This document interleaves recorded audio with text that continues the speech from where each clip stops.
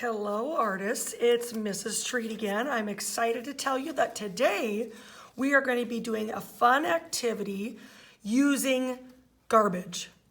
Yes, you heard me correctly, garbage.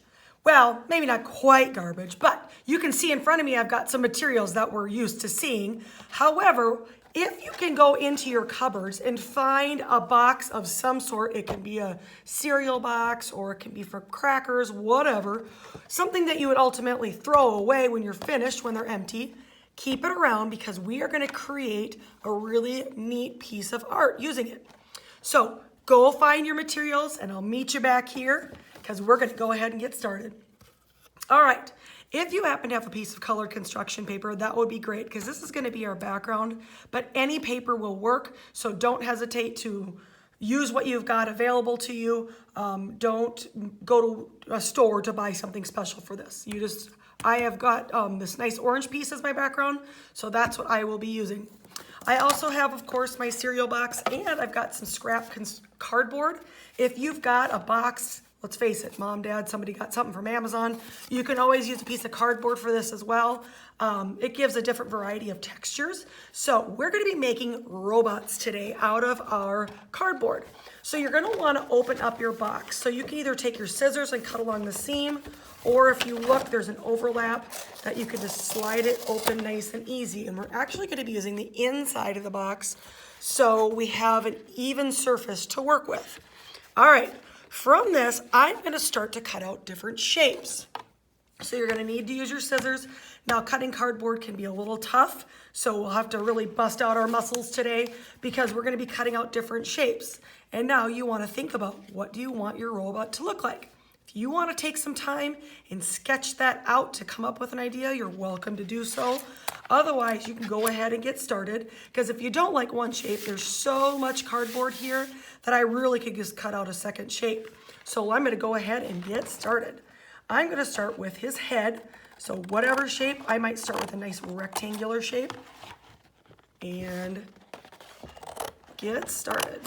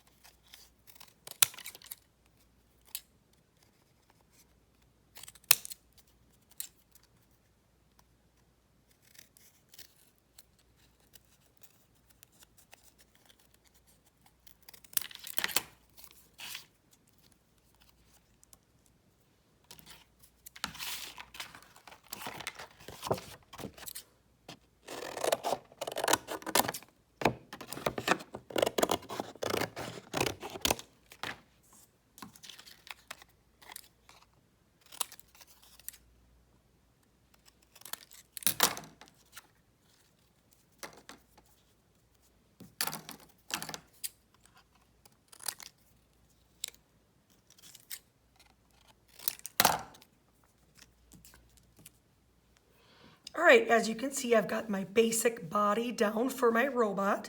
Now I get to add the fun details of what I want to put in his body, whether it's buttons or some sort of control panel, that's up to you. But before I do that, I think I'm going to glue down my background. So you need to go ahead and get yourself some glue.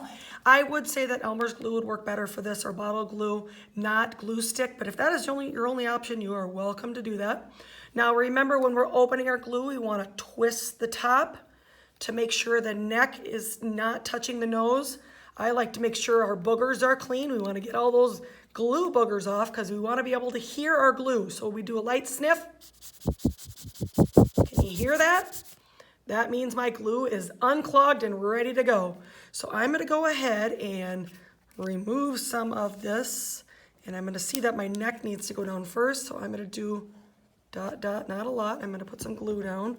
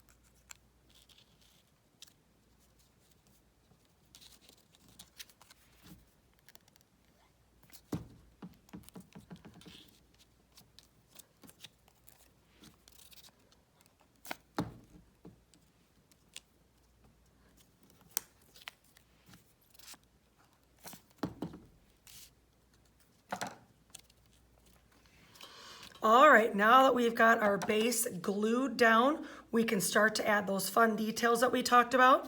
Now this is where you can obviously continue to use my cereal box, or if you want to use cardboard. A neat way you can do adding some texture is going ahead, and you can see those little kind of jig-jags within your cardboard. If you actually peel the top layer away, you will expose some of that, sort of that zigzags underneath, and it just kind of gives you another interesting texture, which is an element we love to celebrate because texture is so much fun, whether it's an actual texture like this, or maybe, textures with our pencils where it's the illusion of a texture, like fur on an animal or so on. So you can pull away your cardboard and get that top layer exposing the underneath. And maybe that would make a neat control panel. And if you've got other supplies that you have available to you, whether it be buttons or cotton balls or whatever you want to do to add and bring your robot to life, you may do so. I've got some buttons here, whether I choose to do a button for an eye or maybe a button for his control panel. Or maybe I just want to use cardboard for the whole thing. There really is not a right or wrong way to complete your robot. I'm going to continue to work here and I'll show you my final product in just a moment, but I can't wait to see what you guys come up with. Enjoy using your junk or garbage to create your beautiful work.